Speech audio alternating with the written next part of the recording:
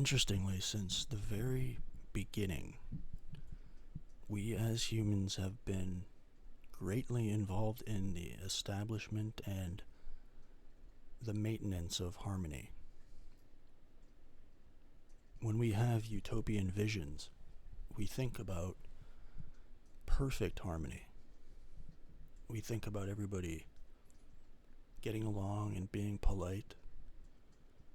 We think about everybody having a house, a beautiful house of their choosing, a beautiful job maybe, being able to live in their perfect dwelling, creating art, beautiful music, making love.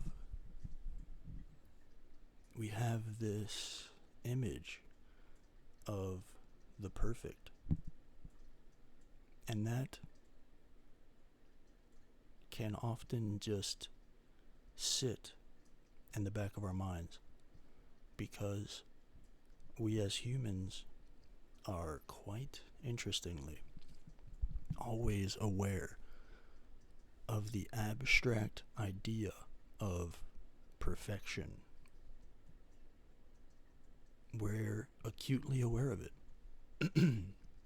We know all about the idea of never tripping, of making every shot, of never misspeaking, of looking flawless, razor sharp abs, a perfect face, perfect hair, never getting into any accidents of any kind.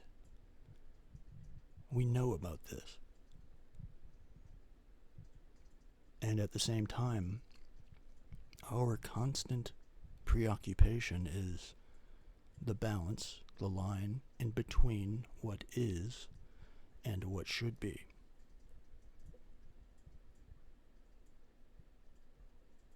As humans in our lives, in our civilizations, in our world, the closest thing we will ever get to true perfection is the practical existence and then the sensation of harmony. I mean, think of it. Think of harmony. It's pretty perfect. And across our lives, we are always provided with chances to maintain, to grow, to lose, and then reestablish harmony. And that feeling of comfort that we get in our lives when we're at a certain point, when we have things kind of firing on all cylinders, we kind of get that permeating sense of comfort. And then something comes along, a person, an unexpected situation, an unexpected thing of some sort, and it appears as a threat to this comfort. Even our very desires and aims are threats to that comfort, and that feeling of discomfort we feel is the understanding that our harmony is at threat, and we partially worry as to whether or not this new addition is going to be able to be part of our reestablishment of that sense of harmony and thus comfort once again. And we're doing this all the time. We're doing this since the very beginning. And harmony is almost like a circle, a circumference that has to be maintained. I mean, you have to take a shower every day, brush your teeth. You start to feel the creep of hunger. You eventually have to eat. You have to do, at the bare minimum, the basics to maintain that level of harmony. And then you breach into the more complex areas, which are like keys that offer deeper levels of harmony.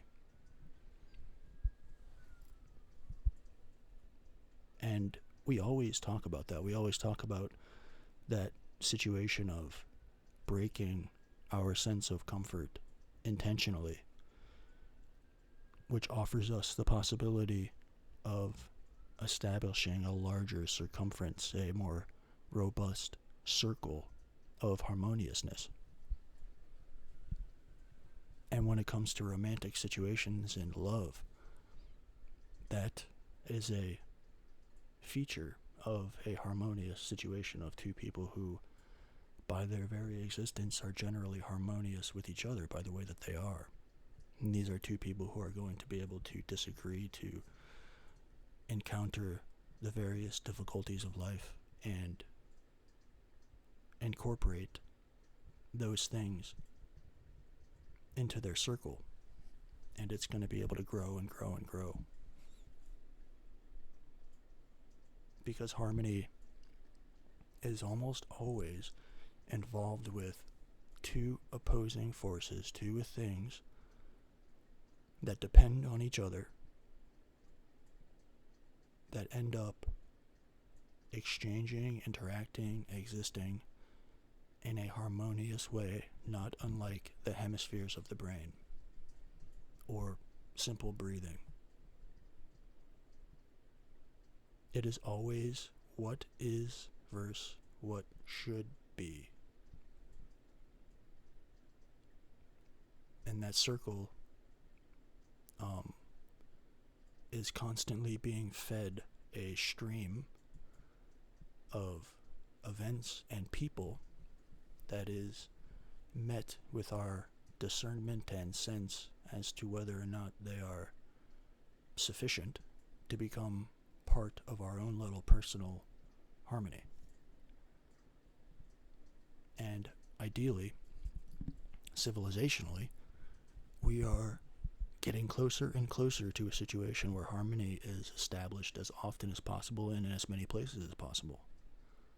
I mean, is that not what we're doing? Is that not what is happening? I mean, take like a simple grocery store. The elements required to set up that situation of a grocery store are relatively complex, yet simple at the same time. But most of that is unseen to the consumer. As far as the consumer is concerned, harmony is walking through the store, pushing your cart around, being able to take your time to shop, to find what you need, to have options, to have reasonable prices, to not have people pestering you, to just sort of go about your business and check out and be on your way. And if you think about that situation of a harmonious grocery store, it's easy to imagine. And if something happens to break that harmony, it is the staff's job to restore it. And the staff is constantly maintaining it. And the manager has this as their aim all the time. And the manager is aware of perfection. They are aware of never having anything fall off the shelves. They're aware of always having everything in stock. They're aware of always having the perfect prices, of having the perfect logistical setup inside the store that is the most conducive to the best experience. They're aware of perfection just as we are, just as all of us are at all times. But perfection, as any wise person knows, or any practical person comes to understand, isn't the goal.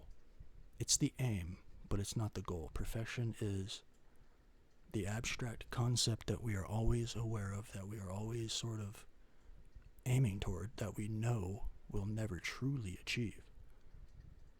And harmony is right there as the next best thing. And it's a perfectly beautiful thing. I mean, Earth and its system of balances, our little spot in the solar system, its harmony is all the beauty that we see every day. beauty is a symptom of harmony,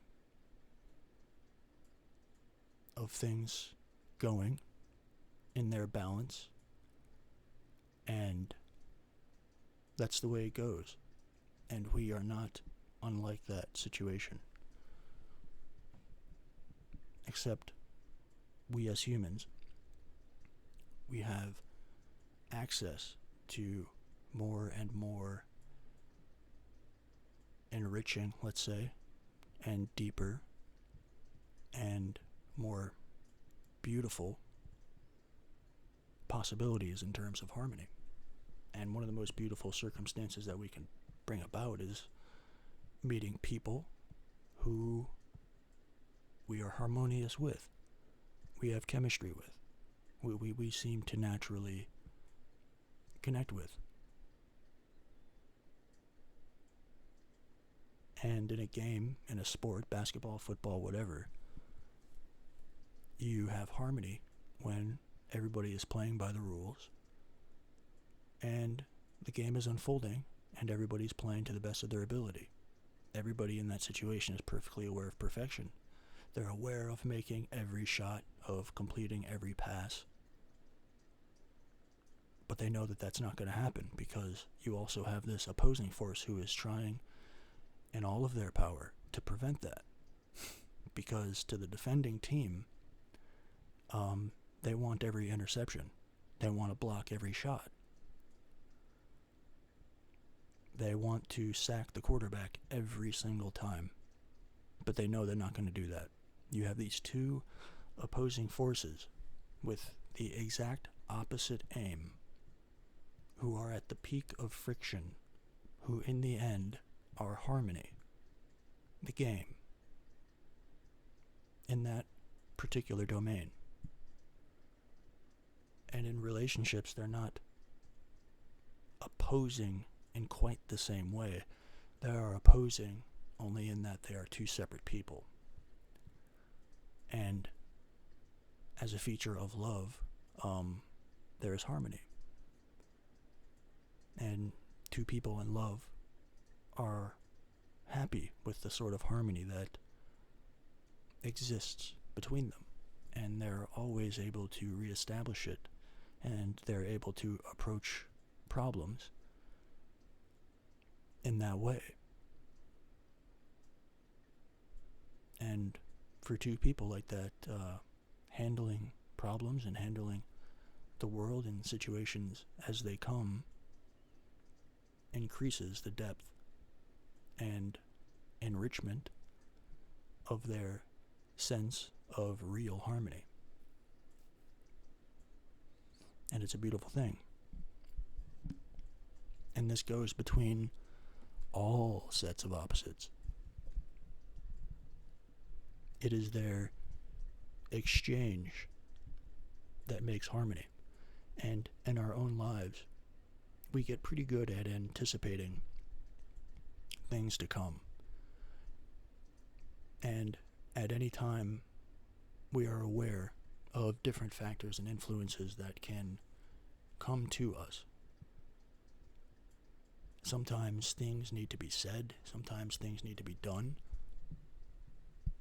to not only bring harmony back, but to strengthen the depth and quality of the circle, of the circumference. That feeling of discomfort is necessary to expand that circumference around us. And the more it expands, the deeper it goes, the more satisfaction we just get out of life in general. I mean, as a person, to go out of your way to keep that circle small and to avoid all incoming is the surest route to a quite rudimentary and minimal sense of harmony. Because it is deeply satisfying. I mean, say you've built something quite nice in a myriad of ways. Say you've set up a business that is satisfactory to you, that you have well balanced and well managed, and the feedback from your fellow human beings is nice. A situation where everybody is benefiting, you're profiting, but people are benefiting by their end. Your relationships are solid. Perhaps you're married, you're in love, you have children who you love, who love you, beautiful home. In those situations, you can sort of sit back and enjoy the harmony that you have going.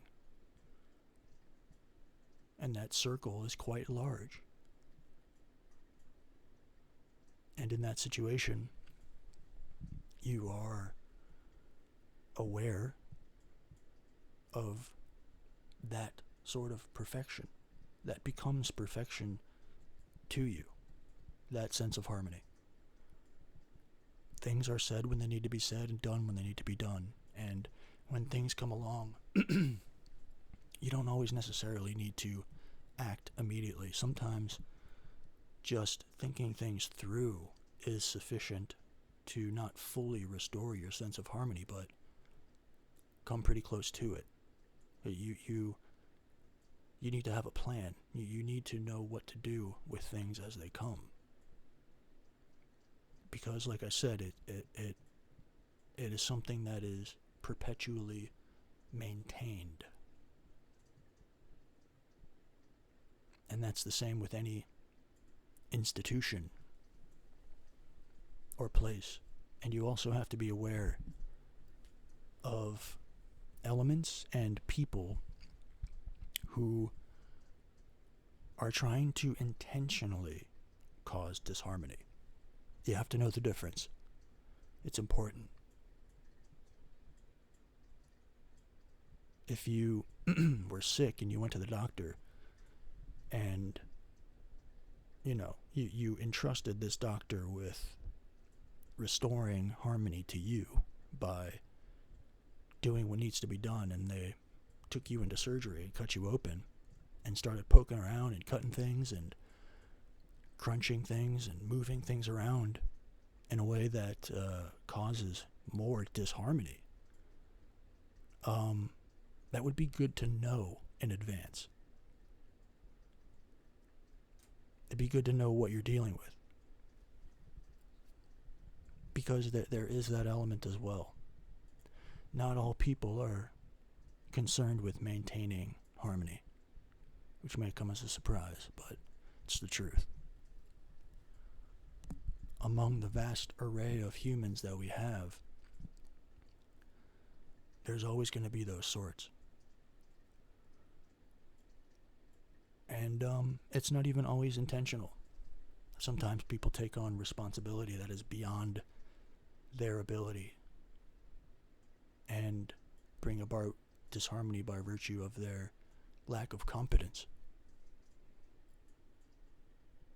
And you need to know what that is as well.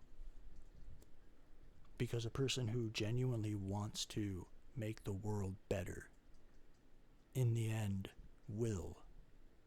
Because in time, we get pretty good at identifying these things. As life goes on, and you get used to dealing with things, and handling things, and expanding that circle, and taking on discomfort, and reestablishing harmony with new things, more complicated things incorporated, you begin to trust yourself in just about any situation, because you know that ultimately you will reestablish harmony within your general sphere.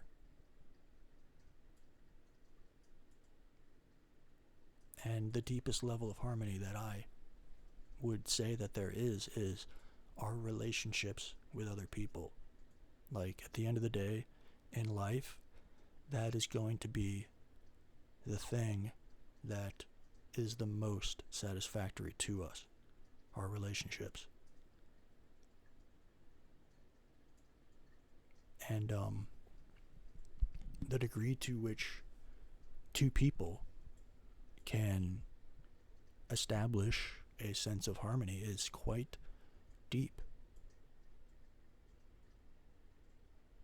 And it is interesting. The United States is a place where there is a overarching culture, because it's sort of the unspoken aim of a culture to inhabit as many people as possible within the territory. Because culture, as the thing that is the combined sum of all that we do, is an aid in identifying those who are familiar, have the same intents, have the same aims as you, or not. And it kind of gives you a head start. The United States, since the very beginning, since 1776, we've been a place where what it is to be an American is not tethered to an ethnicity. We've always had black people, white people from the very start, and we've gotten bruises and cuts and scrapes along the way. But it's taken us quite some time to get where we are today. And it's the sort of thing that has, like, what I would say is a bit of an ebb and flow to it. Because when it comes to something like racial harmony, we can get to a point to where human beings just view each other as human beings, you know. We're aware of each other's skin tones and different cultures and things. But we are bound by the overarching entity that is the United States. And racial harmony can become quite ubiquitous. It can really go well. But like I've said in the past, all it takes is one person to come along and start agitating. Literally, all it takes is one person. And it's one of those things that leads me to believe it may always be an issue. More or less, greater or lesser, I think there's always going to be somebody who comes along and intentionally causes disharmony. No matter their aim, no matter who they're working for or operating for or why, I think it'll always be there because it's such low-hanging fruit, and it's always going to be up to the people of this place to resist such things. But it's always going to be there. And you could have a generation achieve very, very, very strong racial harmony, and the next generation much lesser, for that reason, that it's so easy to pick that fruit. And if it wasn't black and white or different skin tones, it would be, you know, Italian or German or Jewish or any other marker like that. That'll always be available. But it just so happens that different skin tones are the lowest hanging fruit, and it's always going to be up to us to not buy into that. And I think we all know that perfectly well for the most part. But it's like I said, think about that utopia. Utopia is another word for harmony, in a sense. It's just a matter of actually getting to a point where there are places locally with the strongest degree of harmony possible established. And there's an ebb and flow, like I said, even between the police and the public, between the government and the public, between business and the government. And we have this ability to spread ideas so far and wide now with such a deeper articulation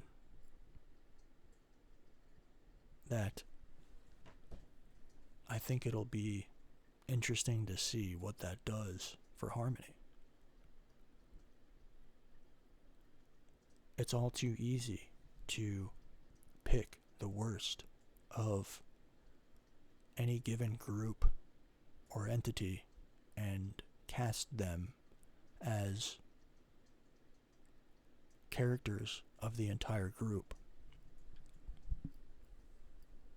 That's a tendency that some people have, especially when you have two opposing forces in competition.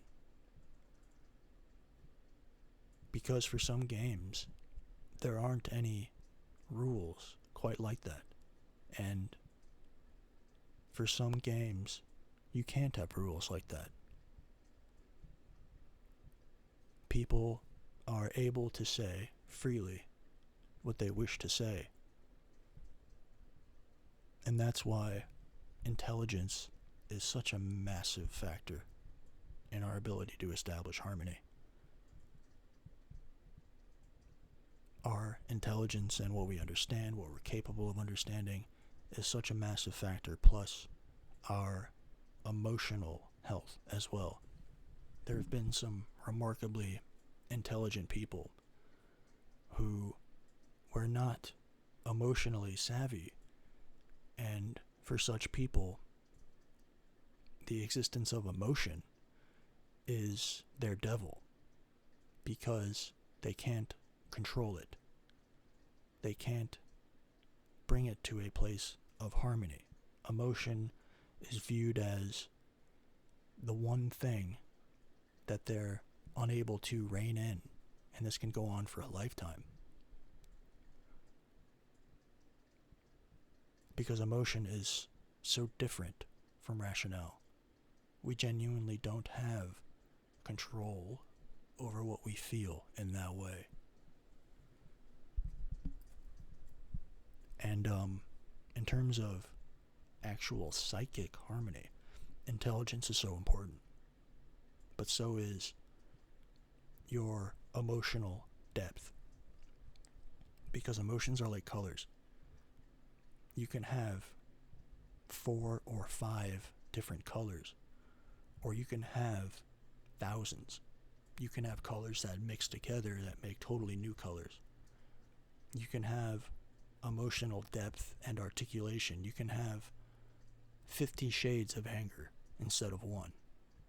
If you have more than one shade of anger, you're able to comprehend not only your emotions, but you'll have more suitable forms of anger for varying different situations on a scale of more or less extreme, versus somebody who has one dimension of anger or two, who is capable of getting incredibly angry at things that just don't seem to qualify to evoke that sort of anger. And that's true for all emotions. All emotions should, at health, have a huge range of shade per emotion.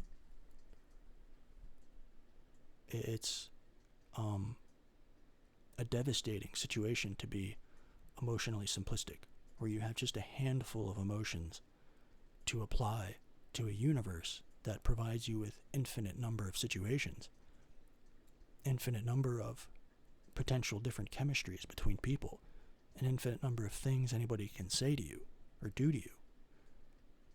And the emotion is the charge that carries the reason.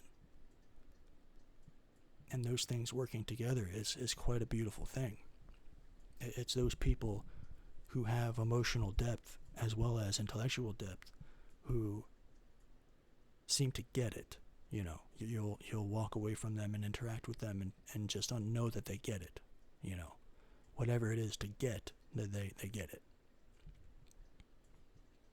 And you're aware that it's quite easy to restore harmony around such people because they have a wide range to draw on for any particular situation. It's like low resolution versus high resolution. And as children, we have very simple emotions. We cry at things we shouldn't cry at. We get angry at things we shouldn't get angry at. We get excited about all kinds of things. But over time, our emotions should complicate, should break up, should intermix and become very different things, even though they're within that same emotional area. You get far, far more complicated emotions, many of which we don't even have names for. Very distinct feelings that can be a mix of emotions, a mix of all different types, even opposing emotions. If you can have two different emotions, essentially from two opposing ends, and feel them at the same time, that can make you somebody far more understanding of a situation. If you can understand somebody else's emotions plus yours, or even more people, that makes you far more understanding than otherwise. If you have this specific, finely grained emotional coloring, and somebody else has that too, which is a rare emotion, let's say, not a simple one, a highly complex one, you two understand each other in a much deeper way. And the way you experience harmony is completely different and far richer. So emotional complexity is hugely important. And that comes from a lifetime of meeting experiences and people and incorporating them into this harmonious circle. It adds and adds and adds to where new things, people, events, situations come to you, and you're able to reestablish harmony, no matter how difficult. And we're going to come across very difficult things in life, incomprehensible things sometimes. But we need to find a way to reestablish harmony and not let it permanently bring about disharmony. And that's basically what we're dealing with. Something so massive that comes along and just completely knocks you off to where you're unable to find, either intellectually or emotionally or both, the answer. Where you stop having answers and you just let it stay that way and stop maintaining, and the circle slowly gets smaller and smaller and falls back in on you to where harmony is almost never. And you may actually become somebody who, more often than not, brings about disharmony. And we can tell we have an amazing internal barometer for other people.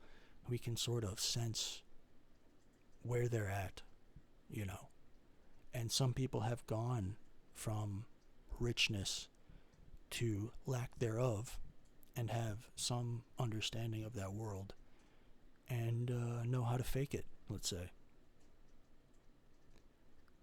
And we have to know the difference.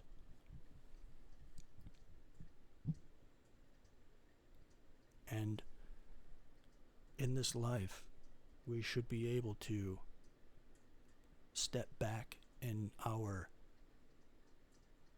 general sense of what we've built so far and put together, no matter how relatively small it is, and comprehend the harmony that you have going on. Comprehend the general characteristics of what you built and how it's connected and how it looks and how it feels, and just feel the harmony there. And look at different areas and see what you might be able to tune up, because you'll always be able to tune things up here and there. And a goal in and of itself is something that you have come to understand as compatible to what you've already built, and something that is easily incorporated into your sense of harmony. And we have things like interests and passions that help guide us toward those things. We have very, very strong and unique connections that guide us to those people.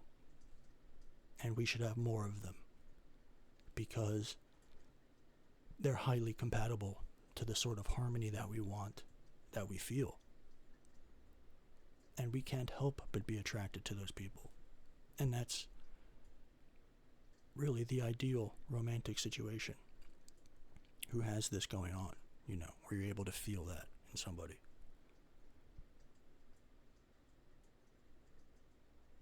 And such people are irreplaceable, They're very specific.